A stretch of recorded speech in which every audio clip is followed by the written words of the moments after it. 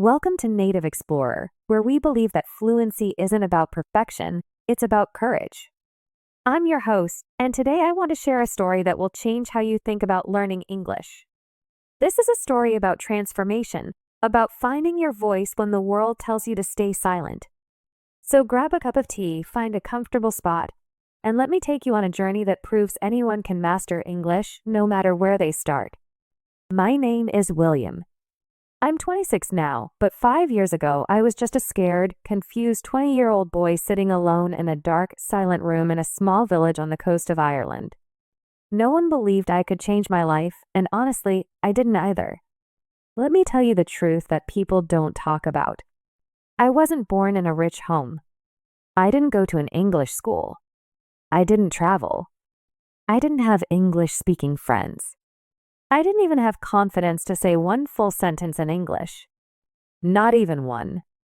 And the worst part? I hated myself every time I tried. I remember once I saw a job posting online for a remote customer support role. It paid more in 1 month than my father made in 3. I clicked apply, and they asked just one thing: fluent in English, speaking plus writing. I closed the tab without even trying because I knew I couldn't. That was the day I sat on the edge of my bed, clenched my fists, and said something I had never said before in my life. Liam, this ends today. You will learn English no matter what. And from that moment, I started my journey. Not from school, not from coaching, not from some big city, but from my own home with no one but myself. This is not a story about someone who got lucky. This is not a story about someone who was talented. This is a story about someone who was desperate to change. So if you are like me, scared, stuck, silent, I'm telling you there is a way, and it begins like this. The first thing I realized, if I wanted to learn English, I had to live in English. But how? I had no teacher, no guide, no support. So I decided my room will become my school. And not just a normal school, a war room. A place where failure wasn't an option.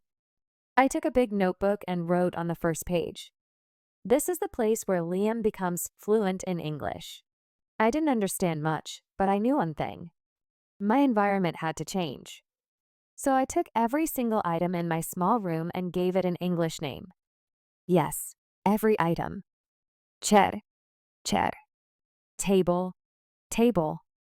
Door, door. Light, light. Pen, pen. I put small papers everywhere with names written in English, so every time I touched something, I read the English word, and slowly I started thinking in English. My pillow had a note. Good night, Liam. My mirror had a note. You can speak English. My cupboard said, open, learn, win. I didn't care if it looked silly. I didn't care if my brother laughed at me. I didn't care if no one understood me, because I was building my world. A world where I was not afraid of English. A world where English was not a stranger anymore. And every morning when I woke up, I whispered to myself, this is not just a room. This is the room where I change my life. I started using the mirror to talk to myself. Yes, just me and my reflection. I would say basic sentences like, hello, Liam, how are you today? Today I will learn 5 new words. You are improving. Don't give up. Did I make mistakes? Yes, every single day. Did I feel embarrassed? Of course. But you know what? There was no one watching, no one judging, no one laughing. Just me and my English. And that became my biggest strength, because when you're alone, you are free to be bad. And when you're free to be bad, you finally start getting better. For 30 days, I didn't care about grammar. I didn't care about fancy words. I didn't care about being perfect.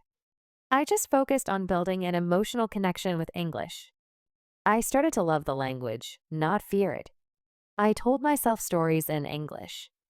I described things around me. I asked myself questions and tried to answer in simple words. And slowly, English started to feel like a part of me. After 1 month inside my English war room, I had started to feel a little more comfortable. I could say simple sentences. I had written new words on every object. I had even started talking to myself in the mirror. But then I hit a wall. I knew the words, but I didn't understand them when someone else said them. One day I played a random video clip in English, just a short conversation from a movie, and within seconds I felt lost. The words flew too fast. The pronunciation was different. I couldn't catch anything. That night I looked at the ceiling and thought, what's the point of learning English if I can't understand anyone? I felt stupid again, but I didn't quit because that was the old Liam. The new Liam was a fighter. So I created a new mission. Liam, you will train your ears. English will become music to your mind. From the next day, I started listening. Not passively, not while scrolling, not while doing other things. I mean deep listening, focused listening, hungry listening. Every morning I played a short English video, but not random ones. I only chose videos that had real conversations. And here's what I did. And this is the part nobody tells you. I listened to the same video 10 times. Yes, 10 times. The first time, I understood nothing. The second time, I picked 2 or 3 words. The third time, I paused after every sentence and repeated it. The fourth time, I started feeling the rhythm. By the 10th time, I could almost guess what the next sentence would be. And something magical happened. One day, I was walking in my garden. I wasn't thinking about English, but suddenly I heard a voice in my head say, "That's a beautiful flower." I stopped walking. I looked around and I smiled, because that sentence was from the video I had listened to 10 times, and now it was living inside me. I wasn't memorizing. I was absorbing. I was learning like a child learns, not by rules, but by rhythm. I started listening everywhere, while brushing my teeth, while cooking my eggs, while taking a bath, while folding clothes, while just sitting alone in the evening. My brain was drinking English, and I made a rule: no more silence in my home. Only English in my ears. But let me be clear, I didn't understand everything.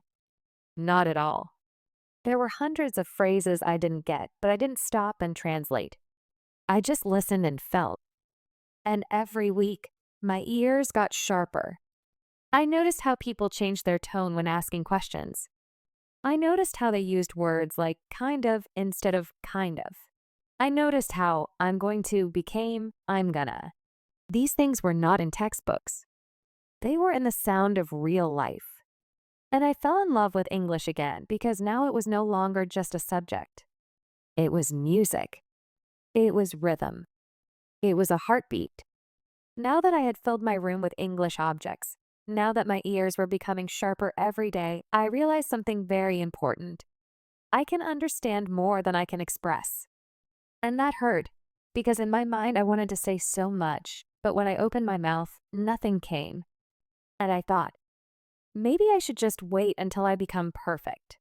But then a question hit me. What if you never become perfect, Liam? Will you stay silent forever? That night I took a deep breath, opened my notebook, and wrote 3 words. Today I tried. That was the first English sentence I ever wrote about myself. It was simple. It was broken. It was emotional. And it was mine. So I made a decision that changed everything. I will write 1 page every day in English about my own life. Not to impress anyone, not to be correct, just to express. The first day I wrote, "Today I eat egg." I feel good. My English not best, but I do it. It was full of mistakes, but do you know how I felt after writing that? Free. Because finally I was using English as a real language, not as a school subject. Every morning I wrote what I did yesterday, what I planned to do today, one thing I was feeling, and one thing I wanted to say in English but didn't know how to. I didn't look for big vocabulary. I didn't Google translations. I didn't care about commas or spelling. I just wrote from my heart. And slowly, those broken sentences started walking, then running, then dancing. I still remember the first time I described my dream in English. I wrote, "One day I want to travel to Canada and help people. I want to work online. I want to use my English." I want to feel proud. I read it again and again, not because it was perfect, but because it was me. And when I read those words out loud to myself, something changed. I wasn't just a boy learning English anymore. I was becoming a boy who could think in English. And that is when I realized, your grammar is not your power. Your truth is your power. So if you ask me today what helped me become better at English, I will say this. I wrote my truth every day, and slowly English became my truth too. By now, I had created my English war room, trained my ears like a soldier, and started writing my life in broken English every single day. But then something unexpected happened. I started feeling lost again. Not because I was failing, but because I didn't know how to measure my progress. I kept asking myself, Liam, how do you know you're improving? And that question started haunting me because improvement in English is invisible in the beginning. You don't see it like muscles. You don't feel it like temperature. You don't even hear it clearly in your voice. And that's when the fear came back. The fear of being stuck. So one night I sat on the floor, looked at my wall, the same wall where I had once written the words, "You can speak English," and I thought, what if this wall becomes my teacher? The next morning, I started building something powerful. I called it the English wall. I took chart papers, old newspapers, pages from broken notebooks, and I turned one full wall in my room into a living, breathing journal of my English journey. But this was not a place to show off. This was a place to show my mistakes. Yes, mistakes. Because I realized something most people never understand. If you're hiding your mistakes, you're hiding your progress. So every time I didn't understand a sentence, every time I misused a word, every time I wrote something wrong in my journal, I wrote it down on a paper and pinned it to the wall. And next to it, I wrote the correct version. It looked like this. I am going to shop. I am going to the shop. He don't like it. He doesn't like it. I no have money. I don't have money. And guess what? Instead of feeling ashamed, I felt proud because my wall was not a wall of failure. It was a wall of proof. Proof that I was trying. Proof that I was learning. Proof that I was growing. Every time I walked into my room, my eyes would go to one of those pinned pages, and without thinking, I would read it out loud again and again. And something strange happened. Those mistakes became my lessons, and those lessons became my language. I also added new sections on the wall. New words I learned this week, phrases that sound cool, sentences I heard but didn't understand, my favorite line from a movie. My room was now more than a room. It was a living museum of my progress. Every sentence on the wall had a story. Every correction had a struggle. Every word had sweat behind it. This was not decoration. This was dedication. And I made a rule. This wall will never stay empty. Every mistake is welcome, because every mistake means I'm moving forward. By this point, English was becoming a part of my room, my ears, my writing, even my walls. But when I stepped out of my home, I became silent again. I remember walking to the market one evening. There was a tourist couple asking for directions. I knew the answer. I wanted to help, but I said nothing. I stood there like a ghost, watching someone else go and talk to them in English with confidence. That night, I felt like a failure again. Why, Liam? Why are you confident only inside your home? What happens outside? And then I understood. At home, I was in control. But outside, my fear came back because there were people. Eyes. Judgment. I needed to find a way to bring my English with me, not just at home, but everywhere I go. That's when I created something that changed everything. I created my English shadow. I told myself, from now on, everywhere you walk, your shadow will speak in English. Let me explain. I started describing everything I saw around me in English. Not out loud, but in my mind. Like this. I walk outside. In my mind, I say, the sun is bright today. I feel warm. That old man is smiling. I pass by a shop. I think, I need to buy eggs. The woman is wearing a red scarf. That boy is laughing. I sit in the bus. I say silently, there are 12 people in this bus. I'm going to the library. I want to learn 2 new words today. It felt strange at first, but slowly this voice became a habit.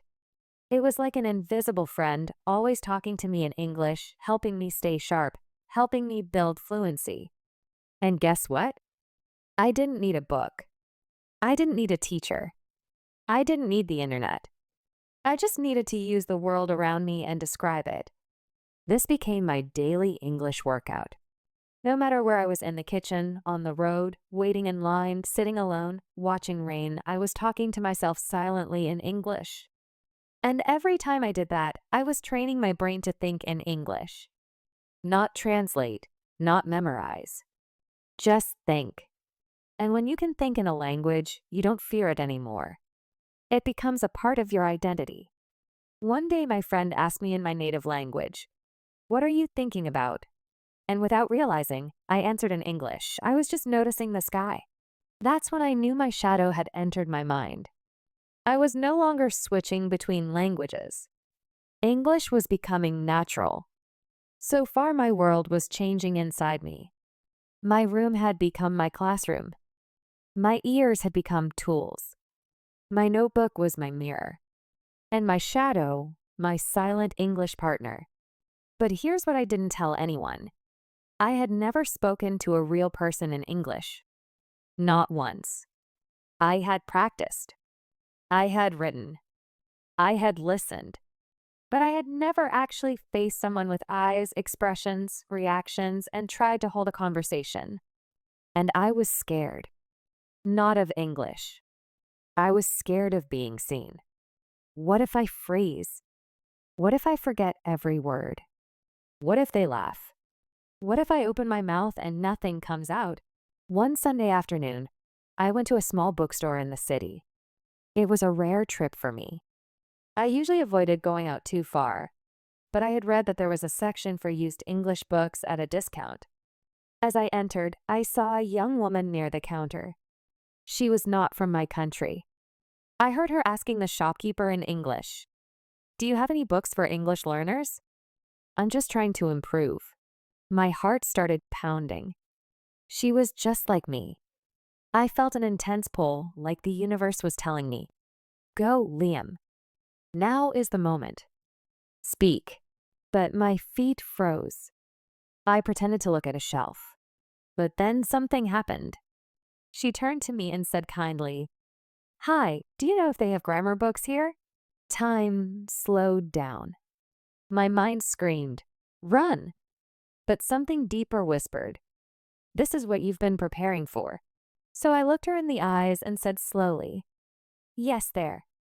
On top. That shelf. I think I saw a grammar book there." She smiled. She said, "Thank you," and walked over. And I stood there in silence, shaking.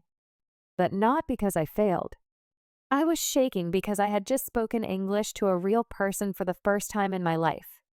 It was broken. It was slow. It was not perfect. But it was real. I stayed in the bookstore for another hour, not because I needed more books, but because I'd found something more important than grammar: courage. From that day, I made a new mission. Every week, I would talk to one real person in English, even if it was just one sentence. Even if I stammered. Even if my voice cracked. I didn't wait for opportunities. I created them. At a cafe, I would ask, "Can I have a black coffee, please?" At the market, I asked a foreign tourist, "Are you looking for something?" I can help. At the bus stop, I said to a visitor, "Do you need directions?" Every time I did it, I shook. But every time I did it, I grew. And slowly, I started trusting my voice because no amount of writing or listening can replace the feeling of using English with a living human being. And I want you to understand this. Your first conversation won't be beautiful, but it will be unforgettable. After that first real conversation in the bookstore, something inside me shifted. I had faced my fear and it didn't destroy me. But I also knew that one brave moment wasn't enough. because confidence is not a moment. It's a habit, and habits are built every single day. So I asked myself, Liam, if English is truly your second language now, why are you still starting your day in your first language? That question bothered me because every morning I woke up, stretched, yawned, and thought in my native tongue. And then I waited until later in the day to start practicing English. But that wasn't real transformation. That was still part-time effort. I decided to change that. From the next day, I made a new promise. From the moment I opened my eyes in the morning, I will breathe in English. I called it Morning English Breath. And let me tell you what I did. As soon as I opened my eyes, before touching my phone, before getting up, I said softly, "Good morning, Liam. Today is a new day. You are becoming better. Let's learn something beautiful." That was my prayer, my anchor, my first mental step in English. Then, as I brushed my teeth, I looked in the mirror and spoke out loud. "I feel tired but strong. The weather is cold today. I will write something new. I will not give up." I described every morning action out loud like I was narrating a short film of my life. While making tea, I'm boiling water. The steam looks beautiful. While opening the window, fresh air feels nice today. While folding my blanket, time to clean. A tidy room gives me energy. And then the most important part. I opened my English journal and wrote 3 simple sentences about how I felt that morning. Not difficult ones, just honest ones like, "I feel nervous today. I am excited to try something new. I dreamt something strange last night." I didn't correct them. I didn't care about mistakes because it was not about grammar. It was about presence. This became my English morning ritual, my mental shower. Because just like you brush your teeth to remove dirt, you need to speak English in the morning to remove fear. And here's the magic. When you start your day in English, your brain becomes ready to live in English for the rest of the day. The vocabulary I used in the morning, I remembered it in the afternoon. The sentences I practiced while cooking, I used them later while messaging a friend online. It was like setting the tone, tuning my brain like a guitar so it could sing in English all day long. This one habit changed the rhythm of my entire journey because I was no longer practicing English once a day. I was living it from the moment I woke up. And that, my friend, is when English stops being a subject and starts becoming a part of your soul. Every morning now I woke up and greeted English. Yes, greeted it. Not as a subject, not as a skill, not as a task, but like it was a friend. Because by now, English had become more than a language. It had become the only voice in my life that didn't judge me. People had doubted me. My own relatives laughed at my English. My classmates once said, "Don't even try, Liam." Even my younger cousin mocked my pronunciation once. But English? It never rejected me. When I made mistakes, it stayed. When I forgot words, it waited. When I gave up, it whispered, "Try again." And one night, sitting alone in my room, I wrote something I had never written before. "Dear English, thank you for not leaving me. You are the only one I talk to who listens." I had tears in my eyes as I wrote that, because I wasn't just learning English anymore. I was healing through English. It became the mirror I could talk to when no one else would listen. It became the friend that walked beside me in silence.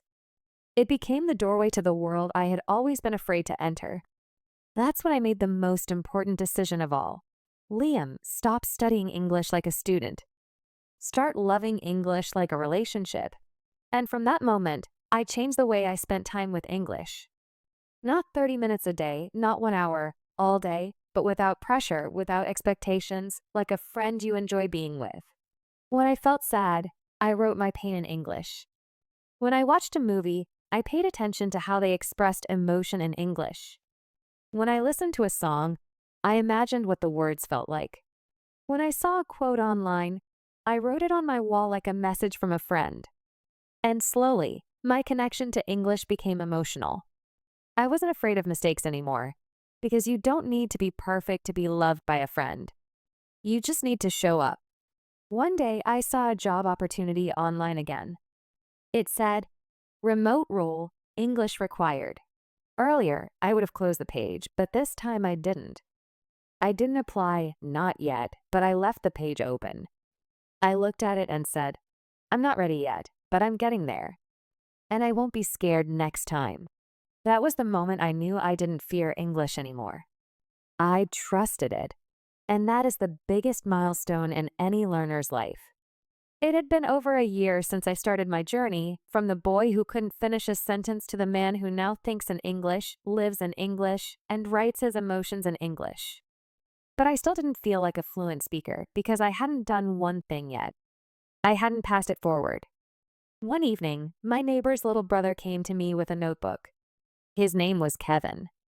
He was 14, shy, and scared, just like I used to be. He said softly, Liam, my teacher said I'm weak in English. My dad said you speak English now. Can you help me? At first I wanted to say no, because I didn't think I was good enough to teach. But then I remembered. I wasn't teaching him from a textbook. I was teaching him from my story. So I said, yes, but not like school. I will show you my way.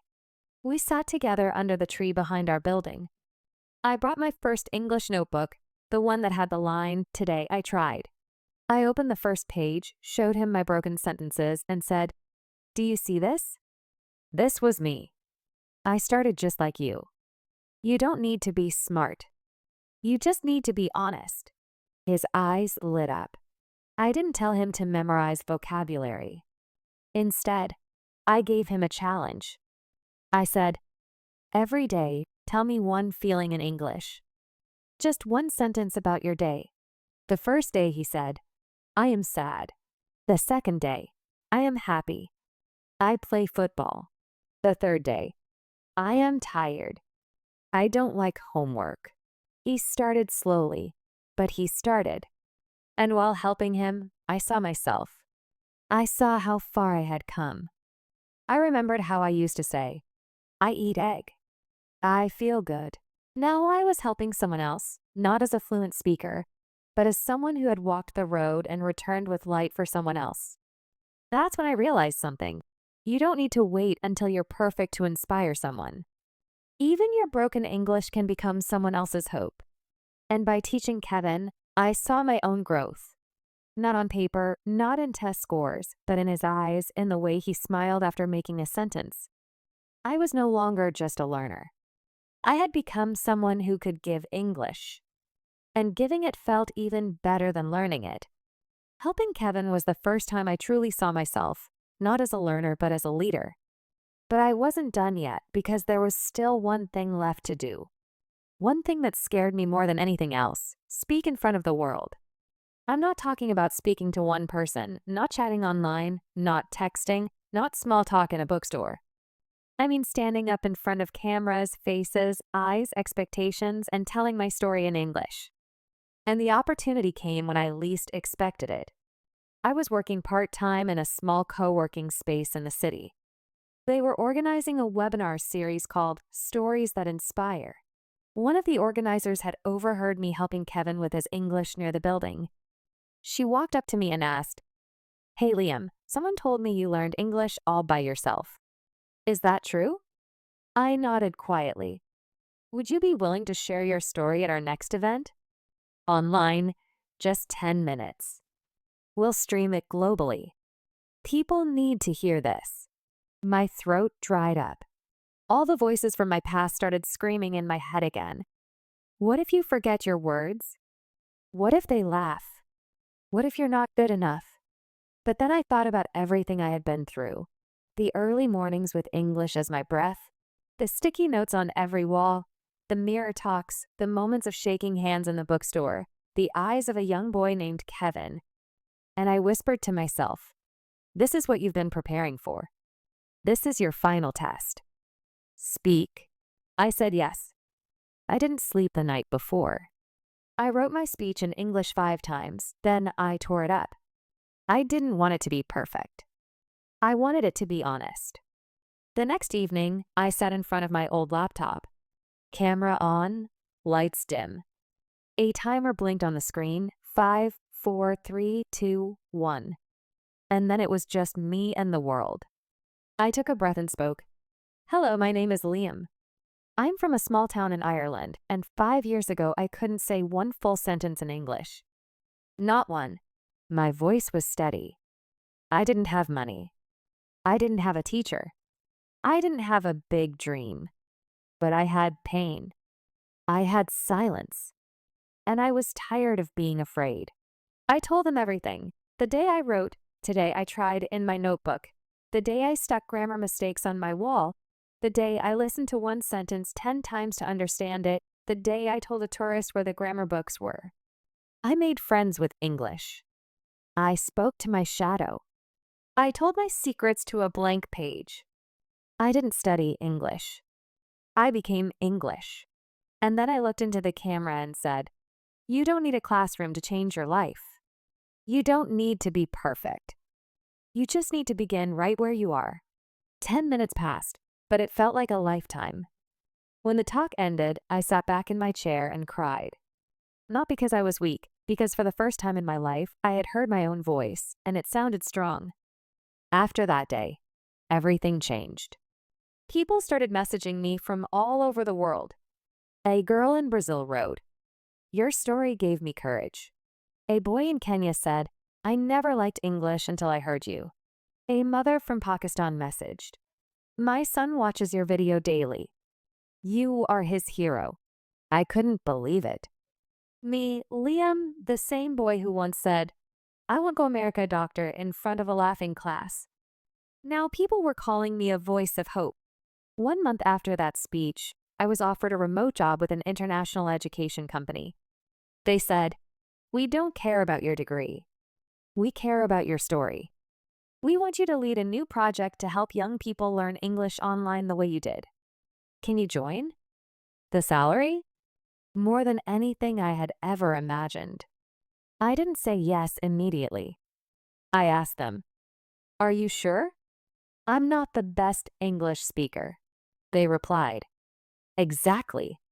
That's why you're perfect, because you learned it the real way." And I said, "Yes." Today, I wake up and speak to students in 5 different countries from my small, quiet home.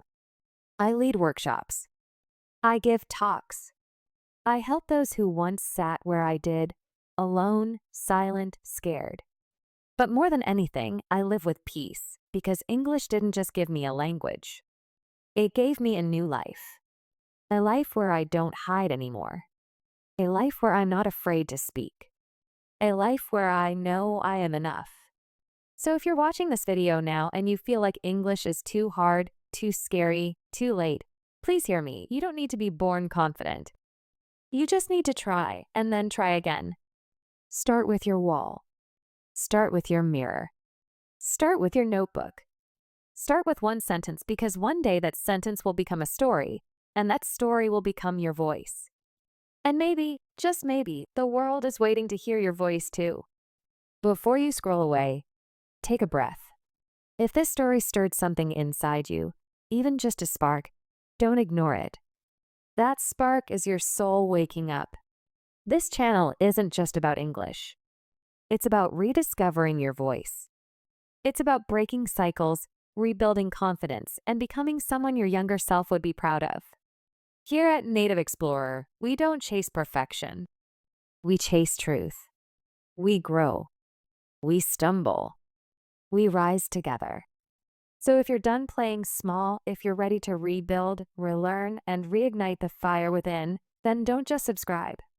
Make a decision. A decision to evolve. To speak like you matter. To live like you're unstoppable. Because you are. And this is just the beginning. Thank you for joining me on Native Explorer today. If Liam's story touched your heart, if it made you believe that change is possible, then my job here is done. Remember, every expert was once a beginner. Every fluent speaker was once afraid to say their first word. Your journey doesn't have to look like anyone else's. It just has to be yours. If this video helped you today, please give it a thumbs up and share it with someone who needs to hear this message. Subscribe to Native Explorer for more real stories, practical tips, and honest conversations about language learning. Hit that notification bell because your next breakthrough might be just one video away. Until next time, keep exploring, keep trying, and keep believing in yourself. Your voice matters, and the world is waiting to hear it. This is Native Explorer, signing off.